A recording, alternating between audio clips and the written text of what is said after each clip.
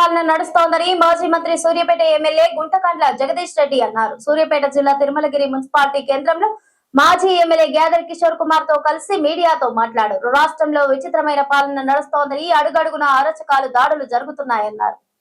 రాష్ట్రంలో అరాచక పాలన నడుస్తోందని మాజీ మంత్రి సూర్యాపేట ఎమ్మెల్యే గుంటకండ్ల జగదీష్ రెడ్డి అన్నారు. సూర్యాపేట జిల్లా తిరుమలగిరి మున్సిపాలిటీ కేంద్రంలో సోమవారం మాజీ ఎమ్మెల్యే గ్యాదర్ కిషోర్ కుమార్ తో కలిసి మీడియాతో మాట్లాడారు. రాష్ట్రంలో విచిత్రమైన పాలన నడుస్తోందని, అడుగడుగున అరాచకాలు, దాడులు జరుగుతున్నాయన్నారు.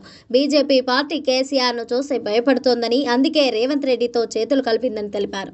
కేసీఆర్, కేటీఆర్ పై కాళేశ్వరం, ఈ కార్ రేసు విషయంలో పెట్టిన కేసులన్నీ పనికిమాలిన కేసులన్నారు.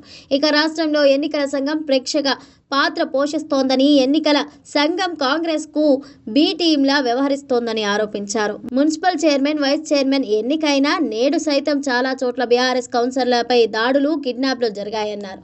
కాంగ్రెస్, బీజేపీ తోడు దొంగలు ఈ రెండు పార్టీలు చేతులు కలిపాయి. ఈ మున్సిపాలిటీలు ఎన్నికల్లో చాలా చోట్ల పొత్తులు పెట్టుకున్నాయి. బీజేపీ, కాంగ్రెస్ కలిపి రాష్ట్రాన్ని దోచుకుంటున్నాయన్నారు అంటూ దుయ్యబట్టారు. కేసీఆర్ పై కుట్రలు చేస్తున్నా, ఎన్ని దాడులు చేసినా, ఎన్ని కేసులు పెట్టినా తమ కార్యకర్తలు విరోచితంగా పోరాటం చేస్తున్నట్లు తెలిపారు.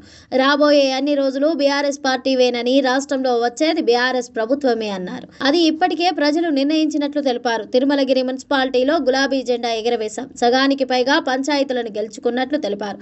మాజీ ఎమ్మెల్యే గ్యాదర్ కిషోర్ కుమార్ మాట్లాడుతూ తుంగతుర్తి నియోజకవర్గంలో గులాబీ జెండా ఎగిరిందన్నారు. తాను ఎమ్మెల్యేగా ఉన్నప్పుడు తిరుమలగిరి మున్సిపాలిటీలో 33 కోట్లు అభివృద్ధి నిధులు శాంక్షన్ చేపిస్తే వాటిని అన్నింటినీ ఆపివేశారన్నారు. ఇప్పుడున్న ఎమ్మెల్యే శామ్యూల్తో నియోజకవర్గంలో దందాలు, దోపిడీలు, దాడులు ఎక్కువ అయినట్లు తెలిపారు. గతంలో ఎప్పుడు ఎలాంటి దౌర్జన్యాన్ని చూడలేదన్నారు. దాడులు చేస్తూ భయభ్రాంతులకు గురి చేస్తున్నారన్నారు. అయితే తామెవరికి భయపడమని స్పష్టం చేశారు. తెలంగాణ ఉద్యమ పోరాటం చేసినోళ్ళం ఈ కాంగ్రెస్ దొంగలకు భయపడే ప్రసక్తే లేదని, వచ్చే ఎన్నికల్లో తుంగతుర్తిలో గెలిచి చూపిస్తామని, తెలంగాణకు కేసీఆర్ మాత్రమే శ్రీరామ రక్ష అంటూ పేర్కొన్నారు.